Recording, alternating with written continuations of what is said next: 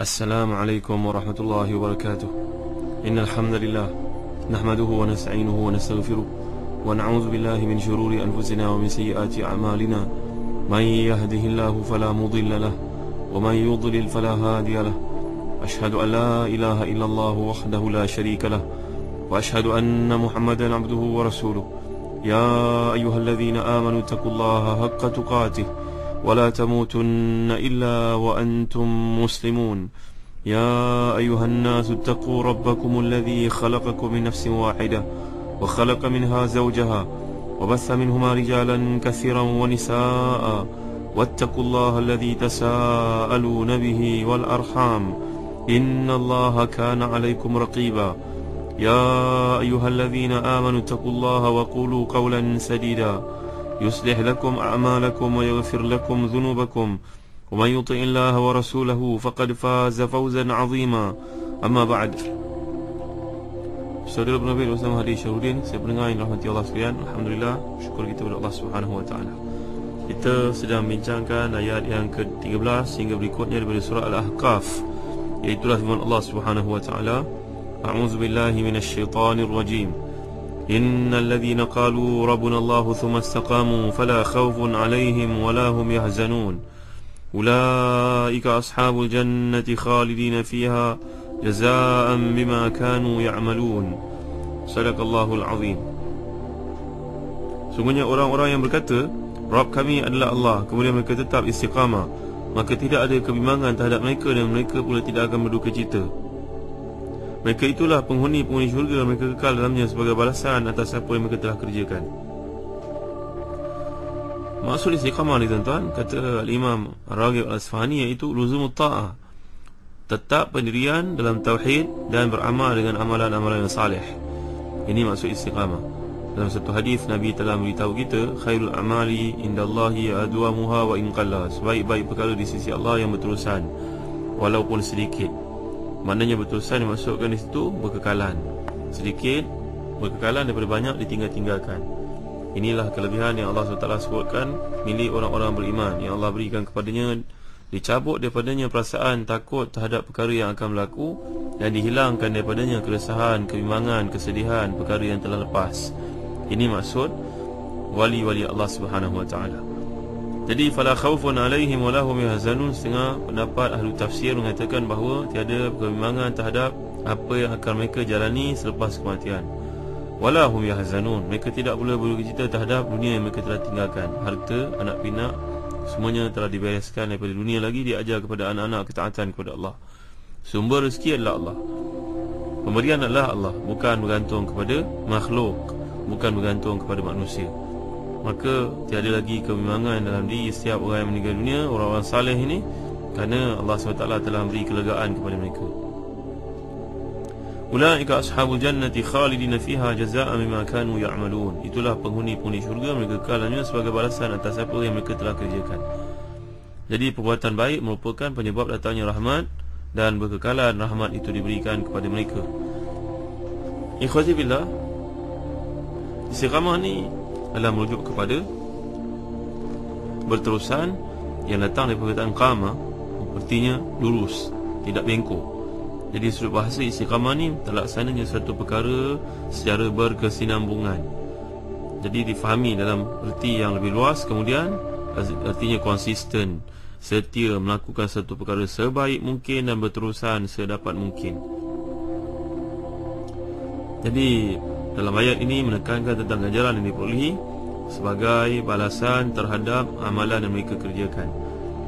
Ini sekali lagi menunjukkan kepada kita tuan-tuan keyakinan yang berasaskan kepada innal ladzina qalu rabbuna Allahu tsumma istaqamu. Ia bukan sekadar ucapan di lisan, tapi dibuktikan secara teguh dalam amal perbuatan yang dikerjakan. Dalam ayat berikutnya tuan-tuan yang dirahmati dan dikasihi Allah sekalian, ayat ke-15 daripada surah Al-Ahqaf ini, a'udzu billahi minasyaitonir rajim. Wa wassaynal insana biwalidayhi ihsana hamalathu ummuhu kurhan wa wada'athu kurha wa hamluhu wa fisaluhu 30 shahra hatta idza balagha ashuddahu wa balagha 40 sanatan qala rabbi awzi'ni an ashkura ni'matak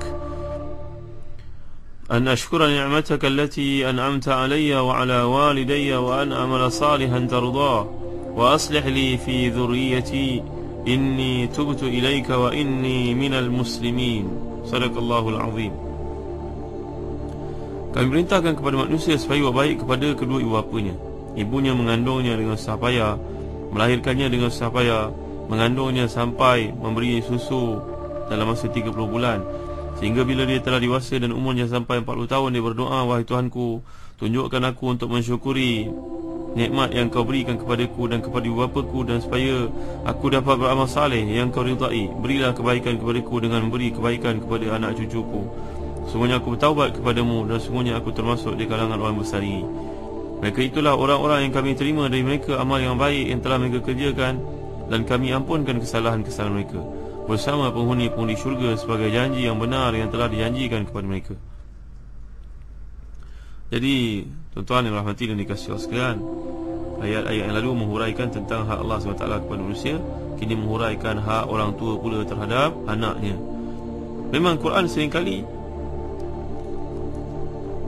menyekalikan tuan-tuan kewajipan taat kepada Allah dengan kewajipan patuh kepada kedua orang tua. Dan surah Al-Baqarah, dan surah Nisa, dan surah Luqman yang pernah kita bincangkan dahulu, dan Rasulullah SAW pun telah menetapkan bahawa ridallah fi ridha al-walidain wa sakhatuhu fi sakhatihima. Keridhaan Allah terletak kepada keridhaan ibu bapa, dan kemurkaan Allah terletak pada kemurkaan ibu bapa. Dalam hadis yang sahih riwayat Bukhari, Muslim dan lain. Sebagai contohnya daripada jalur Abdullah bin Mas'ud. Kata Tahir ibn Ashur, seorang mufassir yang terkemuka dalam tafsirnya Tahrir Tanwir, beliau menghubungkan ayat ini dengan ayat yang lepas dari sisi hubungan antara keyakinan pada Allah dan keyakinan kepada hari kemudian. Kemudian dia menilai ayat-ayat yang lalu bincang tentang sikap musyrikin berkaitan dengan keesaan Allah, sedangkan dalam ayat ini dan ayat-ayat selepas ini berkaitan pula dengan hari kebangkitan dan juga yang mereka tolak. Ayat-ayat ini dan sesudahnya disusun dalam bentuk diskusi tuan-tuan antara dua orang tua yang beriman dan seorang anak yang kafir, serta seorang anak yang beriman dengan ibu bapa yang kafir. Jadi huraian tentang mestinya berlaku kiamat sengaja ditampilkan dalam gaya diskusi agar lebih berkesan kepada para pendengar. Jadi tuan-tuan, kisah tentang kiamat ni Allah bawa diskusi, dialog yang berlaku di antara seorang anak dengan ayah, anak yang kafir dengan ayah beriman, ataupun sebaliknya. Dengan demikian ia bertujuan mengukuhkan lagi objektif bagaimana keyakinan terhadap hari kiamat itu dipaparkan dalam bentuk diskusi yang intinya, isinya adalah penolakan adanya hari kiamat oleh orang-orang kafir. Ini pandangan yang agak berbeza oleh Ibn Ashur. Kalau tuan-tuan baca Tahrir Tanwir, biasa beliau melihat cara berfikirnya amatlah di luar kotak. Jadi kata beliau, ayat ni bagai menyatakan sungguhnya kami telah merintahkan manusia, siapa pun manusia itu sama dia benar-benar manusia, agar taat kepada kami sepanjang hidup, dan kami telah mewasiatkan agar manusia itu juga berbuat baik, berbuat bakti kepada kedua ibu bapanya. Siapa pun ibu bapa itu, apa pun kepercayaan dan sikap kelakuan orang tuanya, antara lain kerana ayahnya terlibat dalam kejadian anak itu sendiri, dan setelah itu ayah pun menaburkan spermanya ke dalam rahim ibu, dan ibu pun mengandung dengan susah payah, mengalami berbagai bentuk kesukaran dengan mengidamnya, dengan gangguan fizikal dan juga psikologinya, melahirkan pula dengan susah payah. Kalau tuan-tuan mendengar orang perempuan Arab melahirkan anak, lagilah dimaki hamun suaminya waktu sedang melahirkan anak itu. Berbeza daripada perempuan-perempuan Islam Melayu, sabar, dia tenang saja. Tapi bagi perempuan Arab, kalau berada dalam wad kelahiran itu, dia maki hamunnya suaminya, engkau menyusahkan aku, engkau menyebabkan aku keadaan begini. Nak cerita payahnya tuan-tuan nak melahirkan anak. Jadi masa kandungan dalam perut ibu ni dan berpisah dengan susu ni paling sempurna 30 bulan. Sehingga bila dia, iaitu si anak ni telah dewasa, sempurna dari sudut fizikal dan juga psikologinya, dia hendaklah berbakti kepada kedua bapa.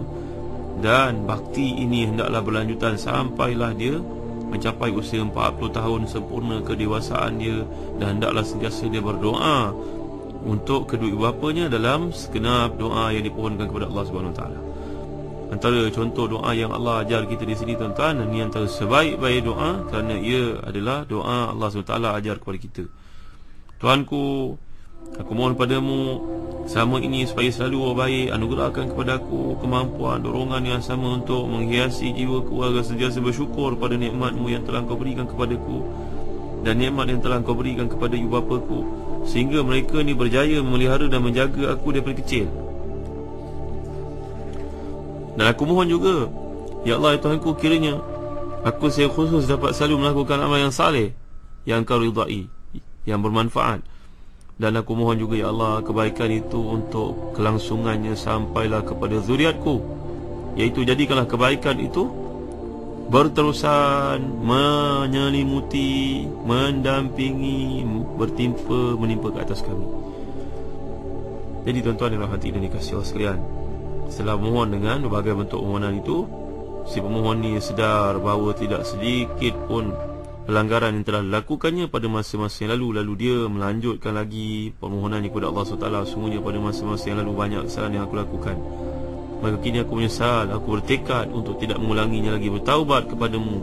Sungguhnya aku ni termasuk orang yang berserah kepadamu lahir dan juga batin. Jadi ayat ni tuan-tuan menjelaskan bahawa sifat manusia ni memohon kepada Allah Subhanahu Wa Taala, mengisyaratkan bahawa manusia hendaklah berbakti kepada kedua bapanya dengan satu tujuan matlamat, bahawa mereka dengan mereka ni merupakan sebab kedatangan kita ke muka bumi. Jadi inilah sebabnya tuan-tuan yang pernah kita bincangkan panjang lebar dahulu, bagaimana dalam surah Luqman juga Allah SWT mengingatkan kepada kita tuntutan berlaku baik kepada ibu bapa. Ihsan ni tuan-tuan ada juga di kalangan para ulama qiraat yang baca dengan hasanah, ada juga yang baca dengan husnan. Jadi kedua-dua kata ni sebenarnya mencakupi segala sesuatu yang mengembirakan dan benda yang disenangi oleh ayah ibu kita. Hasanatun biasanya digunakan untuk menggambarkan apa yang menggembirakan manusia, kerana melibatkan pemerolehan nikmat, ketenangan jiwa, kesihatan tubuh badan. Jadi demikianlah seperti yang dirumuskan oleh pakar mufradat Al-Quran Ar-Raghib Al-Asfahani. Jadi bakti atau baik kepada kedua bapa ni adalah bersikap sopan santun, merendah diri kepada mereka dalam ucapan sesuai dengan adat kebiasaan masyarakat, sehingga mereka merasa senang terhadap kita. Termasuk dalam mana bakti ni tuan-tuan, memenuhi segala keperluan mereka yang menyebabkan mereka digembira selagi dengan kemampuan kita sendiri sebenarnya. Ikhwati fillah, muslim-muslimat yang dirahmati dan dikasihi Allah sekalian, setengah kitab tafsir, sebagai contohnya tafsir Ibn Atiyah Al-Andalusi, sebagai contohnya Ibn Jarir Tabari, menjelaskan bahawa ayat ini turun berkaitan dengan peristiwa keislaman seorang sahabat yang sangat hebat, iaitu Abu Bakar As-Siddiq radhiyallahu anhu. Abu Bakar As-Siddiq ni dengan kelebihan yang Allah SWT kurniakan kepadanya, merupakan sahabat yang paling awal masuk Islam. Dan beliau ni telah pun bersahabat dengan Nabi SAW pada usianya 18 tahun, ketika berada dalam satu rombongan perniagaan ke negara Syam sebagai contohnya bersama dengan Nabi. Nabi duduk bawah pokok, dia berjumpa dengan seorang padri. Lalu padri itu telah berkata kepadanya, "Wahai pemuda, siapakah kawan kamu yang duduk di bawah pokok itu?" Jawapannya, "Ini sahabat saya, namanya Muhammad. Aku beri berita gembira kepadamu bahawa sebenarnya kawan kamu itu merupakan seorang Nabi, kerana tidak ada seorang pun manusia yang duduk di bawah pokok tersebut selepas Nabi Isa. Maka siapa sahaja yang duduk di bawah pokok itu menunjukkan dia akan menjadi Nabi. Hanya para Nabi sahaja yang akan duduk di situ." Maka Abu Bakar As-Siddiq radhiyallahu anhu sejak awal telah mengetahui kelebihan daripada Nabi. Sebagai tambahan, dia melihat akhlak perilaku Nabi yang selalu amat meyakinkannya. Itu sebab dia telah pun menyuruh Nabi SAW ini untuk berusaha untuk menjadi Nabi daripada awal. Justru bila pemilihan itu berlaku, usia Nabi 40 tahun, Abu Bakar berusia 38, 2 tahun lebih muda daripada Nabi SAW. Maka dialah yang pertama meyakini dan membenarkan Nabi SAW. Sebut semua kebaikan telah pun dilakukan oleh Abu Bakar As-Siddiq radhiyallahu anhu.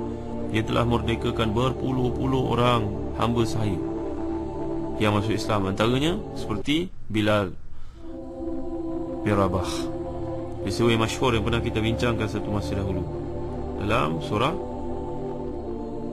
daripada juz Ammah. Saya beringat yang dirahmati dan dikasihi Allah sekalian. Dan Abu Bakar ni amat tamakkan kepada keislaman ayah ibunya, keluarganya.